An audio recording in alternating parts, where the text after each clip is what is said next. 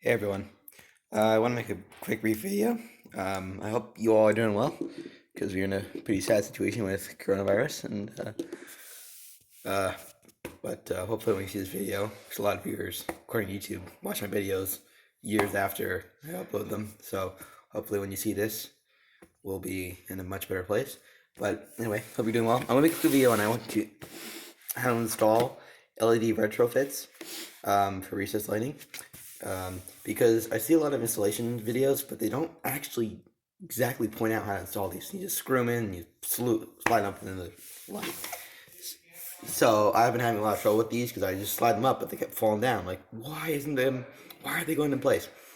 So I'm gonna give a quick detailed video on how to remove the old can and how to put one of these in. There's a lot of cheap knockoff brands on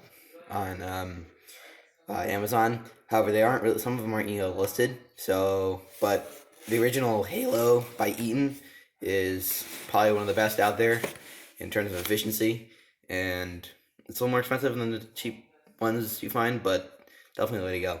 So we're gonna go ahead and unbox this, and I'm gonna show you what's inside.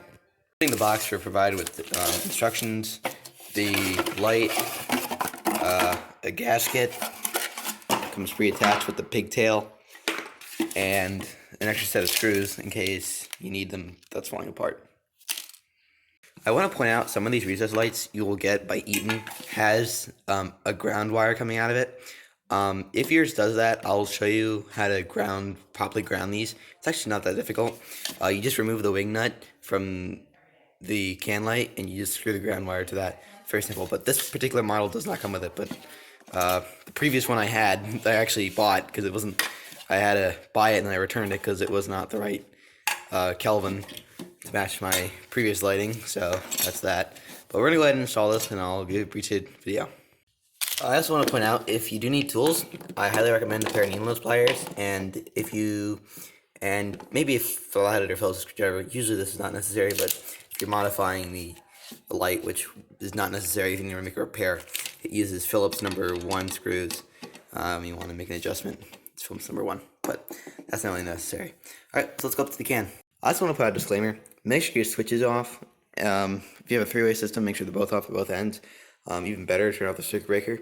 If this isn't a commercial application, or if you're doing it on a job site, you'll make sure you lock these out and put a tag on it.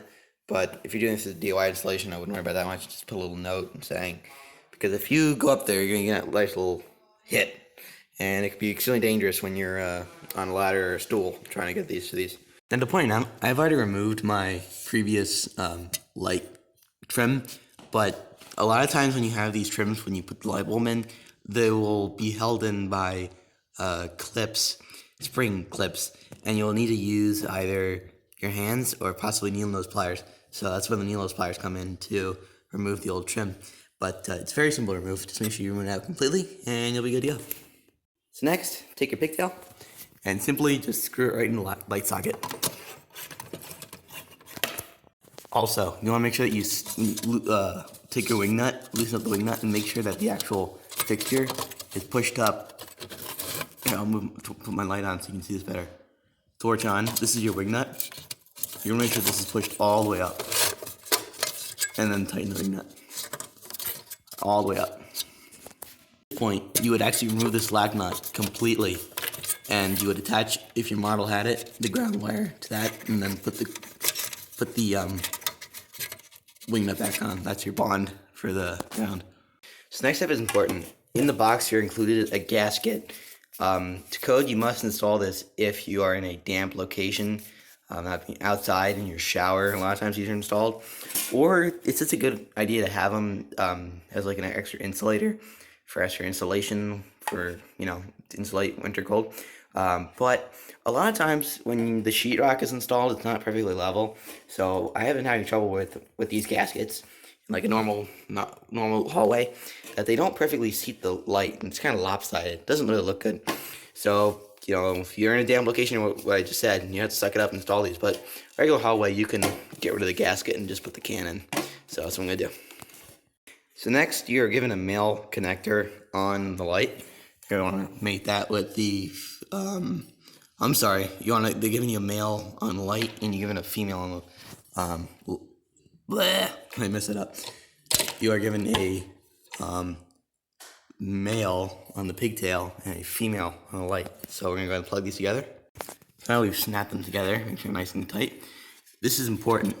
Your recess lights have these little flange thingies that come out, like it's a thick piece of metal. This is where you're actually gonna put these lights to. Because if you just slide the fixture up and don't even put them together, it's gonna keep falling down. And I didn't even know that until, well, I figured it out the hard way just playing with it. So I'm gonna start it.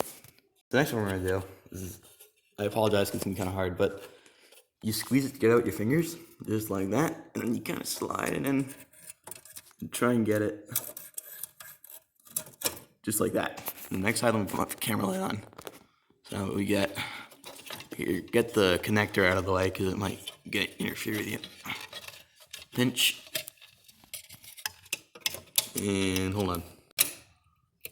Next, if I can pinch this. Sorry for the long video, guys. I'm scratching at my ceiling as well.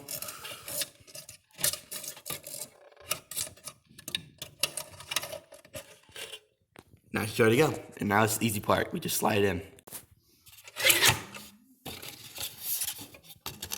Line it where you want to be. And that's it.